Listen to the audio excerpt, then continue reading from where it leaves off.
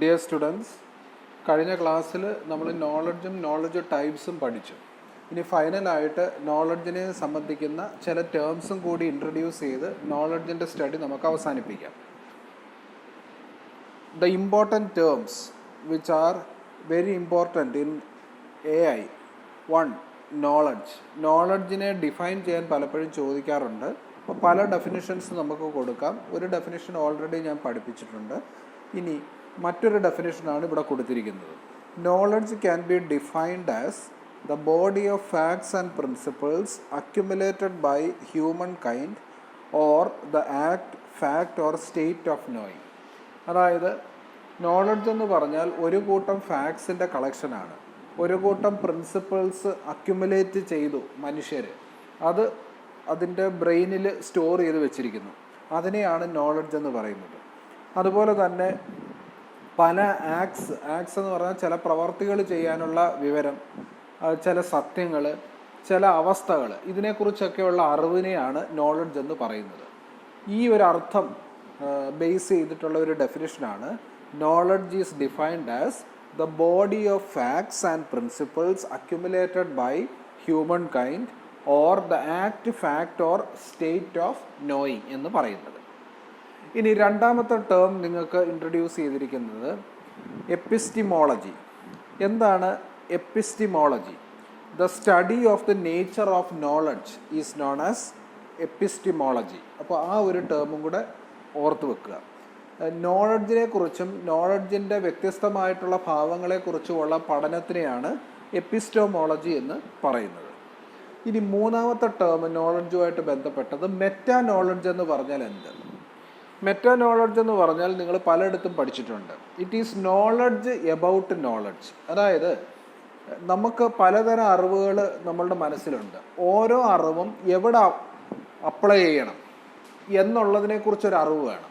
അപ്പോൾ നമുക്ക് 10 ഡിഫറെൻറ്റ് തരത്തിലുള്ള അറിവ് നമ്മുടെ കയ്യിലുണ്ടെങ്കിലും ഈ 10 ഡിഫറെൻറ്റ് തരത്തിലുള്ള അറിവ് ഏതൊക്കെ സിറ്റുവേഷനിലാണ് ആപ്ലിക്കബിൾ ആകുന്നത് എന്നുള്ളതിനെക്കുറിച്ചൊരു അറിവ് വേണം.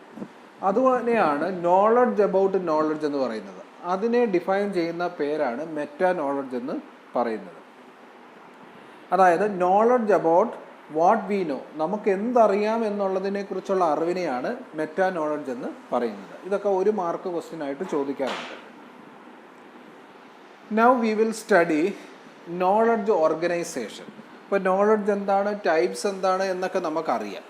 ഈ നോളജ് ബേസിക്കലി സ്റ്റോർ ചെയ്ത് നമ്മളുടെ സിസ്റ്റത്തിനകത്ത് വെച്ചെങ്കിൽ മാത്രമേ ഇൻ്റലിജൻറ്റ് ഡിസിഷൻ എടുക്കാനൊക്കൂ, പ്രത്യേകിച്ച് എക്സ്പേർട്ട് സിസ്റ്റം സോഫ്റ്റ്വെയറിനെ സംബന്ധിച്ചിടത്തോളം. ഇപ്പോൾ എക്സ്പേർട്ട് സിസ്റ്റം സോഫ്റ്റ്വെയറിലെ ഏറ്റവും പ്രധാനപ്പെട്ട ഘടകമാണല്ലോ നോളജ് ബേസ്. ആ നോളജ് ബേസിനകത്ത് എന്താണുള്ളതെന്നും നമ്മൾ കണ്ടു. പല തരത്തിലുള്ള നോളജാണ് അതിനകത്ത് ഓർഗനൈസ് ചെയ്ത് വെച്ചിരിക്കുന്നത്. എങ്ങനെയാണ് നോളജ് ഓർഗനൈസ് ചെയ്ത് വെച്ചിരിക്കുന്നത്? The organization of knowledge in memory is key to efficient processing in knowledge-based systems. Knowledge based systems ആയ എക്സ്പേർട്ട് സിസ്റ്റത്തിനകത്തെ നോളജ് ബേസിൽ എങ്ങനെ നോളജ് ഓർഗനൈസ് ചെയ്ത് വെച്ചിരിക്കുന്നു എന്നുള്ളതിന് വളരെ പ്രസക്തിയുണ്ട്. അതിൻ്റെ എഫിഷ്യൻസി, നോളജ് പ്രോസസ്സിങ് എന്നുള്ള ആക്ടിവിറ്റിയുടെ എഫിഷ്യൻസിയെ തീരുമാനിക്കുന്നത് എങ്ങനെ ഈ നോളജ് അടുക്കിപ്പറക്കി വെച്ചിരിക്കുന്നു, എങ്ങനെ ഇത് ഓർഗനൈസ് ചെയ്തു എന്നുള്ളതിൻ്റെ ഒരു ബേസിസിലാണ്. It may require tens or thousands of facts and rules to perform their intended task. പലപ്പോഴും നമ്മൾ നോളജ് ബേസ്ഡ് സിസ്റ്റം തുറക്കുമ്പോൾ അതിൻ്റെ നോളജ് ബേസിനകത്ത് ഫാക്ട്സുകളും റൂൾസും ആയിട്ടൊക്കെ നോളജ് സ്റ്റോർ ചെയ്ത് വെച്ചിട്ടുണ്ട്. അത് 10 അല്ല 100 അല്ല 10,000 കണക്കിന് റൂൾസുകൾ സ്റ്റോർ ചെയ്യുന്ന നോളജ് ബേസിനെ ഉപയോഗിച്ചാണ് നമ്മൾ ഡിസിഷൻസ് എടുക്കേണ്ടതായിട്ട് വരുന്നത്. Therefore, it is essential then that the appropriate facts and rules be easy to locate and retrieve. നമ്മൾ ഈ 10,000 കണക്കിന് റൂൾസും ഫാക്ട്സുകളും സ്റ്റോർ ചെയ്ത സ്ഥലത്തുനിന്ന് വളരെ വേഗത്തിൽ തന്നെ നമുക്ക് ആവശ്യമായിട്ടുള്ള റൂള് സെലക്ട് ചെയ്തെടുത്ത് ഡിസിഷൻ എടുക്കണം എന്നുള്ളതാണ് ഒരു എക്സ്പേർട്ട് സിസ്റ്റത്തിൻ്റെ എഫിഷ്യൻസിയെ സംബന്ധിച്ചിടത്തോളം ഉള്ള പ്രധാനപ്പെട്ട കാര്യം. അപ്പോൾ എങ്ങനെ ഈ നോളജ് അതിനകത്ത് സ്റ്റോർ ചെയ്യുന്നു? ഈ 10,000 കണക്കിന് റൂൾസിൻ്റെ ഇടയിൽ പെട്ടെന്ന് ലൊക്കേറ്റ് ചെയ്യാൻ എന്താ മാർഗം? ഇതാണൊരു ചോദ്യം. Otherwise how much time will be wasted in searching and testing large number of items in memory. അപ്പോൾ അവിടെ ഒരു പ്രസക്തിയുണ്ട്. ഈ 10,000-കണക്കിന് റൂൾസിൻ്റെ ഇടയിൽ ഒരു സെർച്ച് നടത്തണമെങ്കിൽ എത്രമാത്രം സമയമെടുക്കും? ഓക്കെ, ഈ ലാർജ് നമ്പർ ഓഫ് ഐറ്റംസിനകത്തുനിന്ന് നമുക്ക് വേണ്ടുന്ന ഒന്ന് എടുക്കുക. അപ്പോൾ അതിന് വളരെ പ്രസക്തിയുണ്ട്. അത് ഏറ്റവും കുറഞ്ഞ ചില സമയം കൊണ്ട് വേഗത്തിൽ സെർച്ച് ചെയ്തെടുക്കാമെങ്കിൽ അതൊരു എഫിഷ്യൻറ്റ് നോളജ് ബേസ്ഡ് സിസ്റ്റം ആയിരിക്കും. അങ്ങനെയുള്ള സിസ്റ്റംസാണ് നമുക്ക് ഡിസിഷൻ മേക്കിങ്ങിന് വേണ്ടുന്നത്. Knowledge can be organised in memory for easy access by a method known as indexing. അപ്പോൾ പലപ്പോഴും നമ്മൾ നോളജ് ബേസിനകത്ത് ഉപയോഗിക്കുന്ന ഒരു പ്രത്യേക ഓർഗനൈസിങ് ആണ് ഇൻഡെക്സ് ചെയ്ത് നോളജിനെ സ്റ്റോർ ചെയ്യുക എന്നുള്ളത്. അപ്പോൾ knowledge can be organised in memory for easy access. Memory എന്ന് ഉദ്ദേശിക്കുന്നത് നോളജ് ബേസ് എന്തായാലും ഒരു സ്റ്റോറേജ് മെമ്മറിയിലാണല്ലോ ഇരിക്കുന്നത്. ആ സ്റ്റോറേജ് മെമ്മറിയിൽ നോളജിനെ ഓർഗനൈസ് ചെയ്ത് ഇൻഡെക്സ് ചെയ്തുകൊണ്ടാണ്. നിങ്ങൾക്ക് തന്നെ അറിയാം, ഒരു പ്രോജക്റ്റ് റിപ്പോർട്ട് എടുക്കുമ്പോൾ ഇൻഡെക്സ് പേജിനകത്ത് ഓരോ ഐറ്റവും എവിടെ ഉണ്ടെന്ന് നമ്മൾ നമ്പർ ഇട്ട് വെക്കും. പേജ് നമ്പരോ അല്ലെങ്കിൽ ചാപ്റ്റർ നമ്പരോ ഒക്കെ ബേസ് ചെയ്തിട്ട് ഒരു ഇൻഡെക്സിങ്ങിൻ്റെ ബേസിസിലാണ് നമ്മൾ പ്രോജക്റ്റ് റിപ്പോർട്ട് തയ്യാറാക്കുന്നത്. അത് പറയുന്നത് പോലെ നോളജ് വെറുതെ കൊണ്ടുപോയി നോളജ് ബേസിൽ ഇങ്ങനെ അടുക്കി വെച്ചാൽ പോരാ, അത് ഇൻഡെക്സ് ചെയ്ത് വെക്കണം. It amounts to grouping the knowledge in a way that keywords can be use to access the group. ഇപ്പോൾ ഇൻഡെക്സിങ് എന്ന് പറഞ്ഞു കഴിഞ്ഞാൽ ഓരോ പ്രധാനപ്പെട്ട ഭാഗത്തെ ലൊക്കേറ്റ് ചെയ്യാൻ വേണ്ടി നമ്മളൊരു കീ വേർഡ് അതിൽ നിന്ന് സെലക്ട് ചെയ്യും. ഓക്കെ, ആ കീ വേർഡ് ചേർത്തിട്ടുള്ള ഒരു ഗ്രൂപ്പിംഗ് ആണ് നമ്മൾ പലപ്പോഴും ചെയ്യാറുള്ളത്. So we usually organise knowledge by grouping the knowledge and using a key word to access that group. അപ്പോൾ നോളജിനെ കൊച്ചു കൊച്ചു ഗ്രൂപ്പുകളാക്കിയിട്ട് ഓരോ ഗ്രൂപ്പിനും ഒരു കീ വേർഡിനെ അസോസിയേറ്റ് ചെയ്ത് വെക്കാറുണ്ട്. The key words point to the knowledge group. അപ്പോൾ ഈ പറയുന്ന ഓരോ നോളജ് ഗ്രൂപ്പിലേക്കും പെട്ടെന്ന് എത്തിച്ചേരാനായിട്ട് ഈ കീവേഡാണ് ഉപയോഗിക്കുന്നത്. As a result the search of some specific chunk of knowledge is limited to the group only. അപ്പം ഗ്രൂപ്പ് പെട്ടെന്ന് കണ്ടുപിടിച്ചാൽ മതി. പ്രധാനപ്പെട്ട ഒരു നോളജ് കണ്ടുപിടിക്കാൻ ഏത് പ്രധാനപ്പെട്ട കീവേഡാണ് എന്ന് ആദ്യം തീരുമാനിക്കുക.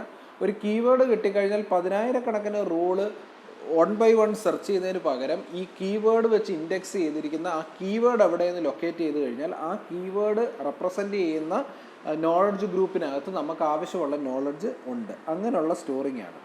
So a fraction of the knowledge base is searched rather than the whole memory. Whole memory search ചെയ്യുന്നതിനേക്കാളും വേഗത്തിൽ നമുക്ക് വേണ്ടുന്ന നോളജ് ലൊക്കേറ്റ് ചെയ്ത് എടുക്കാൻ ഒക്കും.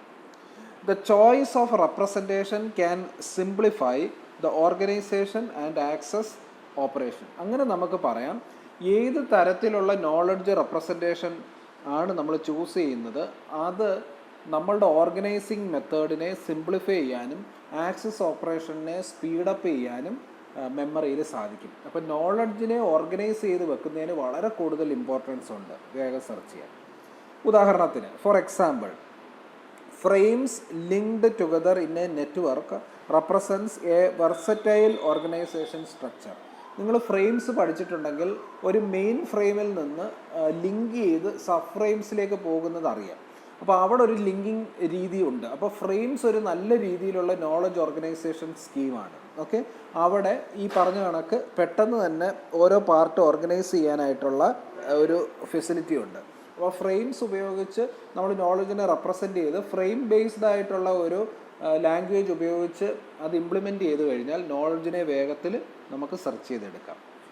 Each frame will contain all closely associated information about an object and pointers to related object frames, making it possible to quickly gain access to this information. ഇപ്പോൾ ഓരോ ഫ്രെയിമിനകത്തും വളരെ closely associated ആയിട്ടുള്ള information 5 frame ഉണ്ടെന്ന് വെച്ചാൽ ഓരോ frame എന്ന് പറഞ്ഞാൽ ഒരു കോമൺ ആയിട്ട് വരുന്ന കാര്യങ്ങൾ അടങ്ങുന്നതാണ് ഒരു ഫ്രെയിം. ഓക്കെ, എന്നിട്ട് ഈ ഓരോ ഫ്രെയിമിലേക്കും പോകാൻ പ്രത്യേക പോയിന്റേഴ്സ് ഉണ്ട്. ആ പോയിന്റേഴ്സ് വഴി ആ പർട്ടിക്കുലർ ആസ്പെക്റ്റുമായിട്ട് ബന്ധപ്പെട്ട ഫ്രെയിമിലേക്ക് ചെന്ന് നമുക്ക് ഇൻഫർമേഷൻ ഗ്യാദർ ചെയ്യാനൊക്കും. Subsequent processing then typically involves only a few related frames. അപ്പോൾ നമുക്ക് പ്രോസസ്സിങ്ങിന് ആവശ്യമായിട്ടുള്ള ഈ 10,000-കണക്കിന് ഫ്രെയിംസുകളുള്ളതിൽ നിന്ന് നമുക്ക് പ്രോസസ്സിങ്ങിന് ആവശ്യമായിട്ടുള്ള ഫ്രെയിംസിനെ ഷോർട്ട് ലിസ്റ്റ് ചെയ്ത് ആ ഫ്രെയിംസ് മാത്രം ഉപയോഗിച്ച് 10-15 ഫ്രെയിംസ് മാത്രം ഉപയോഗിച്ച് നമുക്ക് ഡിസിഷൻ എടുക്കാനൊക്കും. അപ്പോൾ ഇതാണ് നോളജ് ഓർഗനൈസേഷനെ സംബന്ധിച്ചിടത്തോളം ഓർക്കേണ്ടത്. അപ്പോൾ നമ്മൾ സമ്മറൈസ് ചെയ്യേണ്ടുന്നത് നോളജ് ഇമ്പോർട്ടൻ്റ് ആണ്, നോളജ് ടൈപ്സ് ഇമ്പോർട്ടൻ്റ് ആണ്, നോളജ് എങ്ങനെ നോളജ് ബേസിനകത്ത് ഒരു എക്സ്പേർട്ട് സിസ്റ്റത്തിനകത്ത് അടുക്കി വെക്കുന്നു എന്നുള്ളതിന് ഇമ്പോർട്ടൻസ് ഉണ്ട്. പല രീതിയിൽ അത് അടുക്കി വെക്കും. പലപ്പോഴും ഇൻഡെക്സ് ചെയ്ത് അടുക്കി വെക്കുമ്പോഴത്തേന് വേഗത്തിൽ ആ സെർച്ചിങ് നടക്കും. സെർച്ചിങ് വളരെ വേഗത്തിൽ നടന്നെങ്കിലേ ഡിസിഷൻ പെട്ടെന്ന് വരാനൊക്കൂ. ഫ്രെയിംസ് ഒരു ഉദാഹരണമാണ്, വളരെ വേഗത്തിൽ സെർച്ച് ചെയ്തെടുക്കാവുന്ന ഒരു ഓർഗനൈസേഷൻ എന്നുള്ള രീതിയിൽ. ഓക്കെ, ശരി.